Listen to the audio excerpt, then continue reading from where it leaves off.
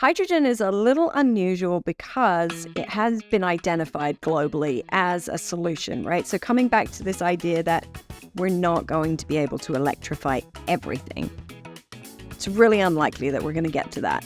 So there will be a need for clean molecules. And right now, hydrogen is the only thing on the table that's really sort of offering a scalable solution for that. Welcome to the Great Green Upgrade. I'm Jacob Susman, CEO of Ambient Fuels. I'm joined by Naomi Boness, Managing Director of the Stanford Hydrogen Initiative, discussing the role of academia in driving innovation for clean hydrogen. I'm here today with Dr. Naomi Boness. Naomi, good to be with you today. How are you? Nice to see you, Jake. I'm doing well, thanks. How are you? I am doing great. So you're the Managing Director of the Stanford Hydrogen Initiative, of course. Okay. Can you give us an overview of the initiative and some of its goals? Yeah, absolutely. Well, not surprising being at Stanford. We do a lot of fundamental research in hydrogen, and it covers the whole hydrogen value chain. So we think about ways that we could lower the cost of production, ways to make the production more sustainable. We think about how we can store and move large quantities of hydrogen around. And we do a lot of work on the end use applications as well. And all of that overshadowed by some work around policy and business models and economics. So essentially, internally, we're a bunch of tech nerds innovating and doing cool research. But importantly, I think, is that we're not working in a vacuum. So we partner with industry, government, NGOs, other academics, and we've really worked hard to build a community that engages everyone openly and really honestly on how we can utilize hydrogen most effectively in new energy systems.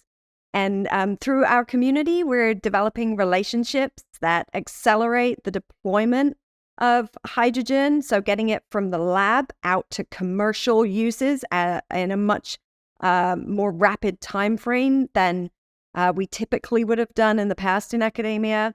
And I think what's really interesting about hydrogen is that it transcends traditional energy, the technology sector, the investment community, and Stanford's really well placed to bring all of those people together and provide a neutral place to work on developing solutions. And at the end of the day, Stanford Energy and the Hydrogen Initiative are committed to accelerating decarbonization in a cost-effective and sustainable way. Your passion for clean hydrogen literally comes through the screen, Naomi. It's awesome to see. I'm super excited about working on hydrogen. I think it's going to be a really important component of how we move to the energy system of the future. Well, and what kind of sparked your interest? I know you had some connection to hydrogen prior to Stanford. How did you get turned on to it, and sort of how did you decide to continue that work now at Stanford? Well, before Stanford, I worked at Chevron. And although I'd done some hydrogen work, most of my work was on natural gas. And originally I came back to Stanford to run the Natural Gas Initiative, which I still do, and do research on how we can use natural gas to support decarbonization, either providing support for renewables as a base power generation mechanism or through coal to gas switching. And I see natural gas and hydrogen as part of a continuum. So it was very natural for me to move from natural gas into hydrogen. 4 out of 5 of the atoms in natural gas are hydrogen. And what's really exciting, I think, is that any application where we currently use natural gas would be a good candidate for hydrogen as a carbon-free alternative. So I think, it's really important not to throw away all of the knowledge we have around energy as we think about some of these new energy providers like hydrogen, and to really leverage the decades of knowledge that we have around natural gas, because there are so many similarities and analogies that it will only help us as we try and figure out solutions on how to pivot to hydrogen. And so, Naomi, I know you're an all of the above hydrogen person, but specifically with respect to the green kind, What do you see as its role in decarbonizing industry? Is this my opportunity to tell you that I don't think we should be using the color wheel? Great I moment think we for it. should be And why talking not, about though? carbon Why not? intensity, but fine, we can talk about green today. Well, I think, in the past, right, we built energy systems that were very centralized because of the resources that they were utilizing. So if we think about where coal, oil, gas were produced, right, or, then we would turn that into energy and then distribute that energy. And the energy systems of tomorrow that will be built off the back of renewables will by default be decentralized in many aspects, right? So, wind and solar are decentralized compared to other types of energy resources. So green hydrogen is really important for a few reasons. One is these wind and solar renewable resources are, of course, intermittent and lumpy in how they provide us energy. And finding ways that we can store that energy from times of the year like the spring when there's a lot of output but not as much demand, and save that energy for use maybe in the fall or winter when the output is lower but the demand is much higher is going to be important. So, in California, for example, we need to figure out how to utilize these renewable resources as effectively as possible. And right now, about 30% of our energy comes from renewables, which is great. And we're, planning to add a lot more, right? So there's, California plans to add, I think, 83,000 megawatts by 2045. That's a lot of renewables to get to our 100% carbon-free grid. But we currently curtail or essentially don't use about 2.5 million megawatt hours. So that's equivalent to about 380,000 residential homes, their energy consumption for a year. That's more than all the households in San Francisco. We're just wasting that. So if we can find a way to store that curtailed energy and utilize it, we, of course, will be much more efficient, we'll be much more cost effective, and we'll get to our decarbonization targets sooner. So hydrogen really offers a solution for this. We have a lot of batteries in places like California, but they're really not sufficient and cost effective for this kind of seasonal storage that we talk about. Sometimes it's called long duration storage. And traditionally, we use natural gas. We store a lot of natural gas underground to balance the grid from season to season. And hydrogen could offer a way of taking that electricity that we would otherwise waste, turning it into a chemical just like natural gas, and storing it to be utilized at a later time for the grid or to be turned into other products and offering a low carbon alternative to other fuels. And let's come back to some of those other products, sure. because we're keenly interested in those here at Ambient as well. But yeah, I want to go back to the color wheel for a second. Okay. It's interesting.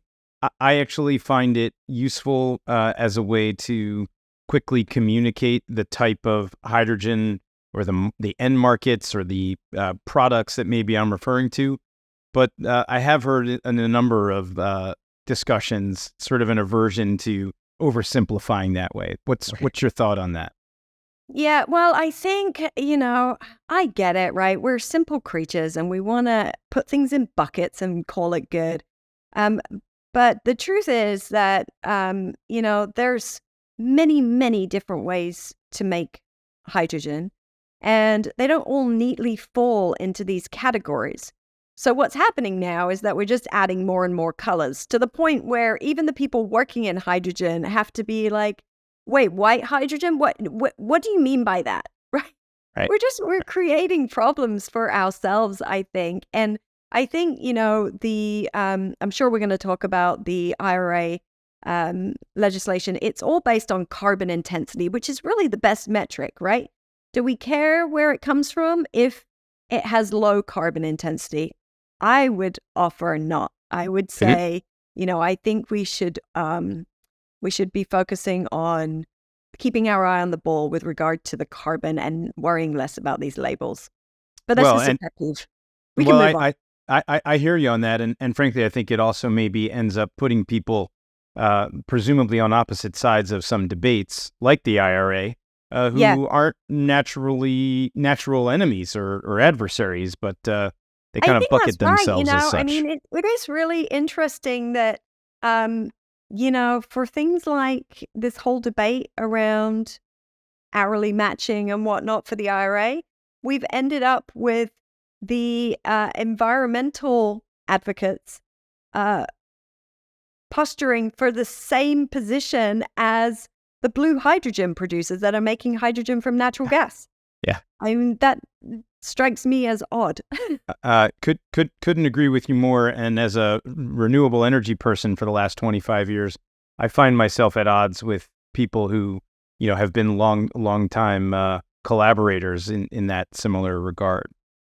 Let's stay on the IRA for a second and Sure. on the Section 45V tax credits. So we got this guidance. You and I have talked about it many times in the past.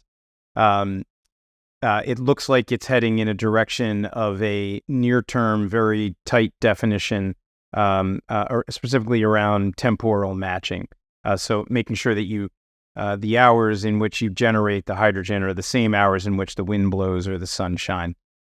What do you think will be the impact of being sort of that narrow, that early in the industry's evolution? Yeah, no, well, it's a great question. And I understand the motivation, right? I think that everyone's heart is in the right place. So there are 3 pillars that are currently being debated. So one is hourly matching, as you said.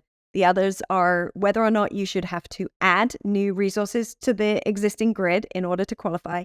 And where the third is deliverability. So how close those resources are and whether or not you should be allowed to buy credits, perhaps from the other side of the country or something like that.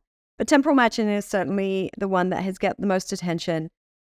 So I would contend that we are putting ourselves in a position where if we are so strict off the bat, it is going to be infeasible for green hydrogen producers in particular to make this work, which means that we simply won't be producing hydrogen from those resources. Now, potentially the hydrogen market could still grow if that void was filled by blue hydrogen producers. But as we've just discussed, that's probably not the intent of the environmental advocates that are pushing for such strict constraints. And I think, I worked in natural gas for a long time, and it was one of the greatest, in fact, it still is, the greatest decarbonization story, right? So coal to gas switching resulted in a 30% reduction in emissions in the United States. That's amazing. We made great strides. However, it was condemned because natural gas still has carbon in it. It is not a perfect solution, but it's a lot better than what we had. And so I think with hydrogen, right, we should employ some pragmatism, because if we don't use hydrogen, we will be using other fuels that are worse. Yeah. And so we have to get these markets started initially. And I think, a sort of a good dose of not letting perfect be the enemy of the good is the order of the day. I think that there would be a time and a place down the road, once we are producing hydrogen and using it, where putting those constraints in place might be appropriate. But we're not there yet. And I think it's premature. And I think that we're going to end up using fuels that are higher carbon intensity, and not being, the grid is not clean today, right? It's not 100% clean. but we hope that it will be, right? We're working towards that really hard to get renewables deployed. And if we don't build the markets today, we won't be poised to use hydrogen and take advantage of that clean grid when it's ready. We of course agree with you over here at Ambient, maybe with a couple of tweaks to what I think you were getting at there.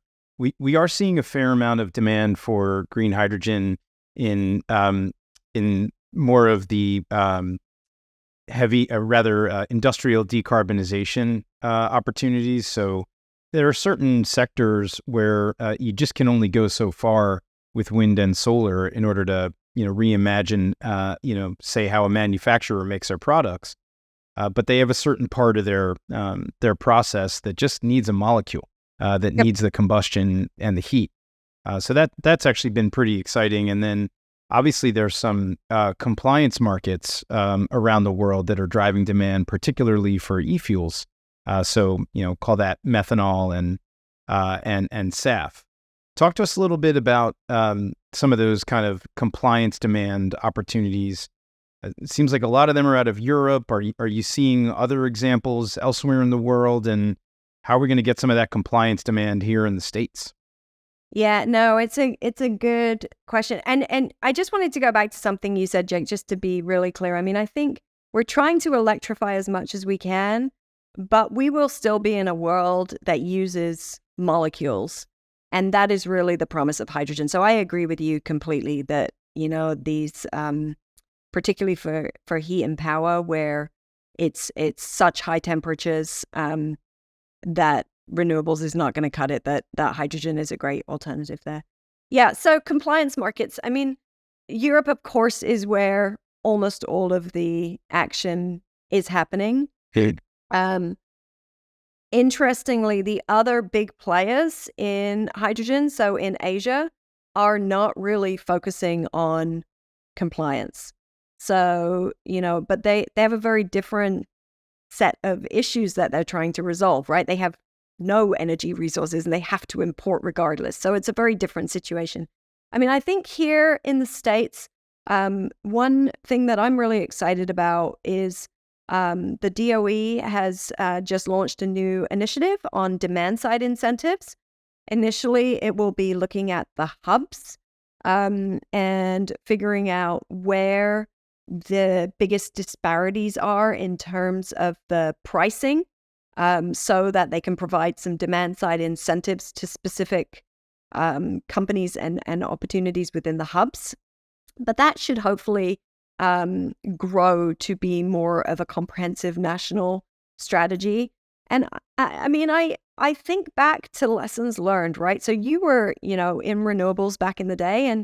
And how did we get to where we're going? Well, we told the utilities that they had to adopt a certain percentage of renewables through the renewable portfolio standards.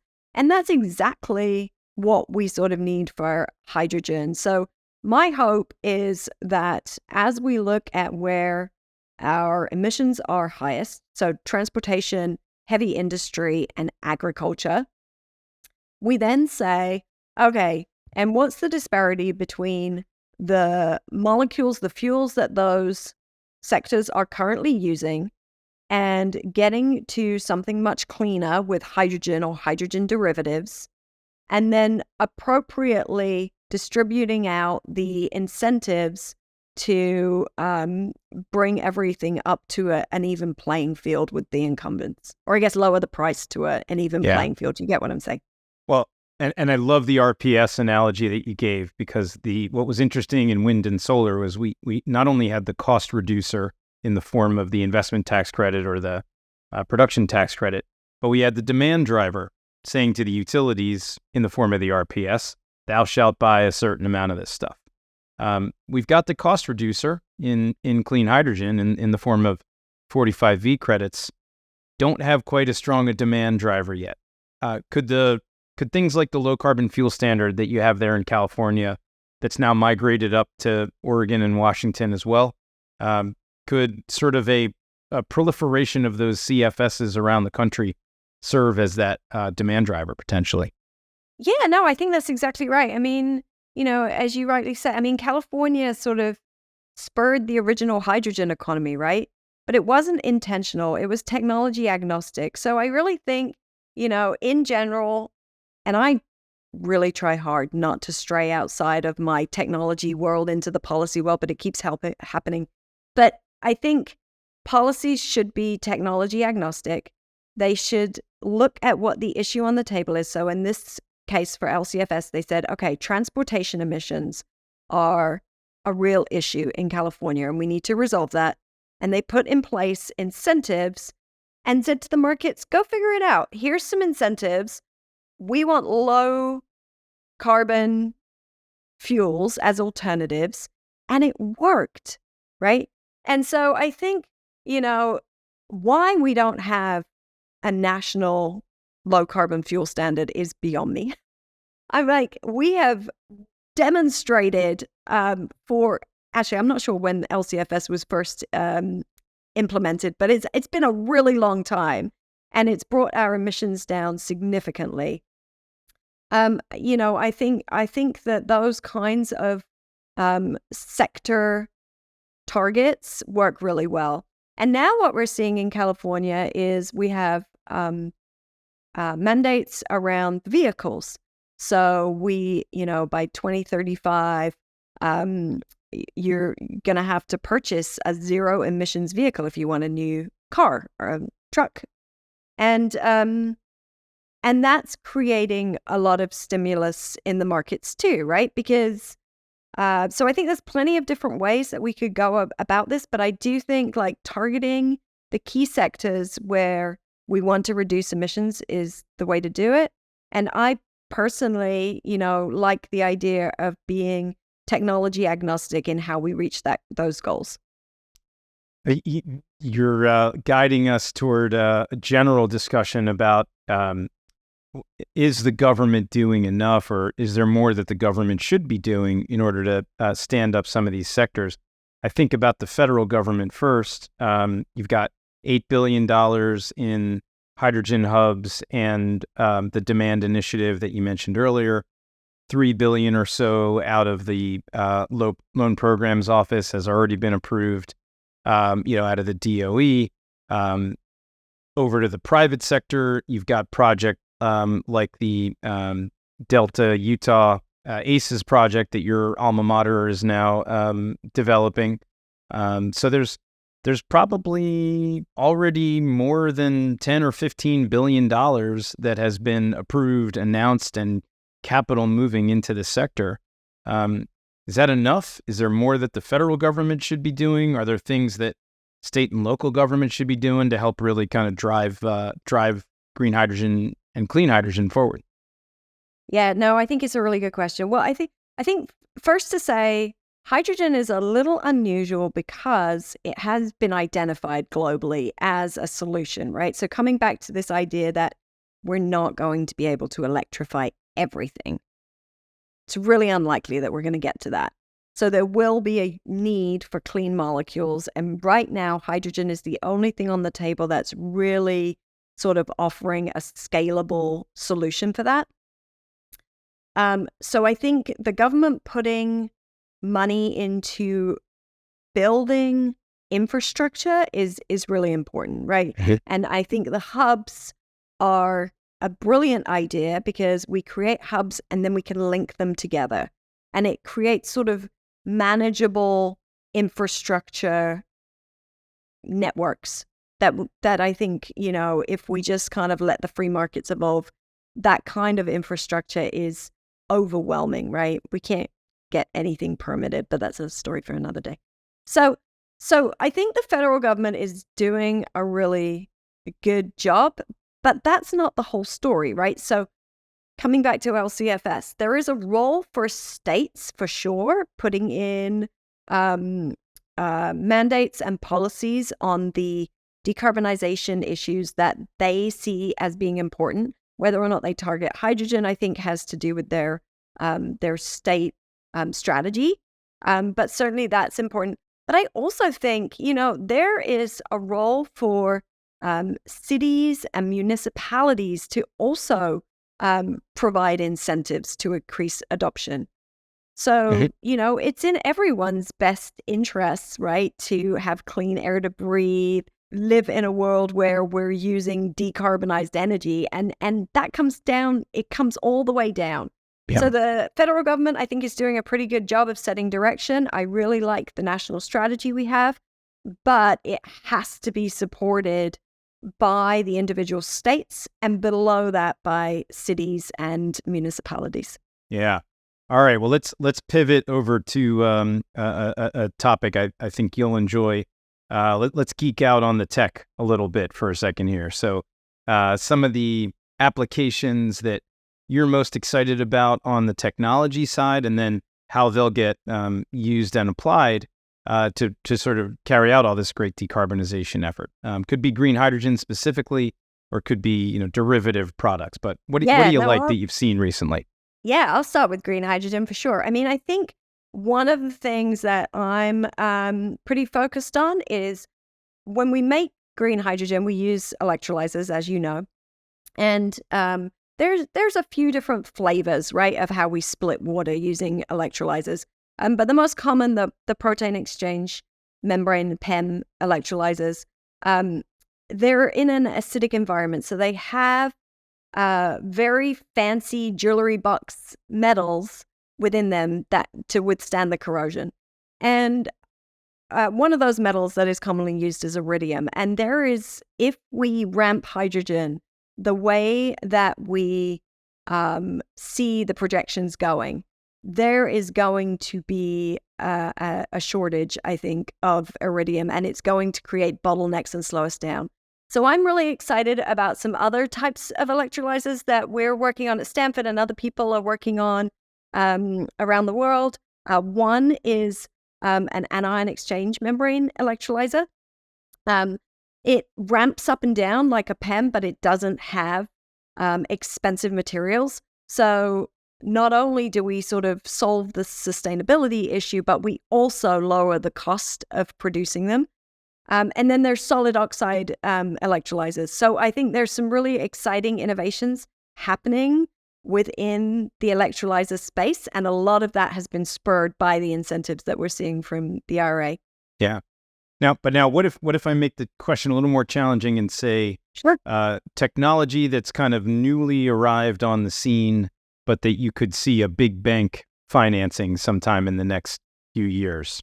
Anything the folks should be aware of? It's not a technology, but I will say, there's a lot of interest in natural geologic hydrogen. So there's been a couple of places around the world where hydrogen has been found underground, and it can be extracted basically like natural gas. Yep. It occurs in very iron-rich rocks, very different to the oil and gas basins that we've previously explored. I'm very excited to see how this evolves. It does feel very wildcat exploration right now. So it's very high risk, but it's also very high reward, right? So if we were able to find naturally occurring hydrogen, that could be a game changer, right? It creates a pathway that is much more efficient than making hydrogen from other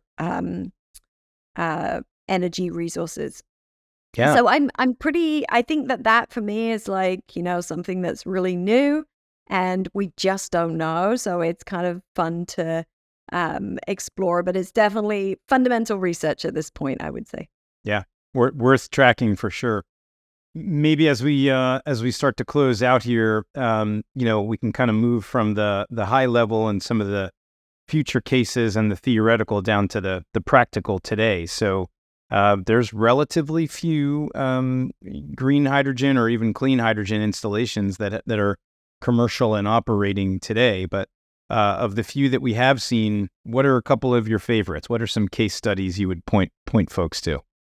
Yeah, well, I think first of all, the Port of LA, it was really the original hydrogen hub. So, and it's been going on for a long time. So, Toyota, Kenworth, and Shell are the primary participants in that. And they essentially built a hydrogen refueling station in the port and put in service a number of Class 8 trucks. So it was sort of a perfect rollout of infrastructure and really well designed, because these trucks distribute goods from the port over about a 300-mile radius, which is the radius of the hydrogen trucks. And they were able to reduce emissions within the port. They were able to increase productivity, because instead of going with electric trucks that have a long charging time, the hydrogen fuel cell trucks are like 10 minutes and done to refuel them.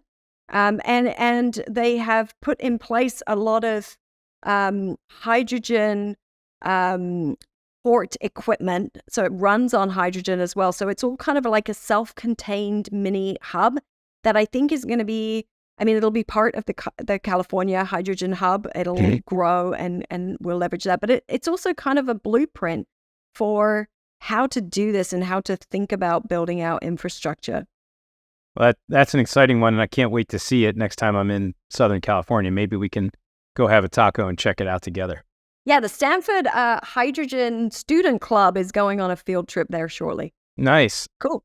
Yeah. Well, and on that note, let me let you close out a little bit by giving the pitch for academia's role in all this. I mean, you're doing such important research there at Stanford.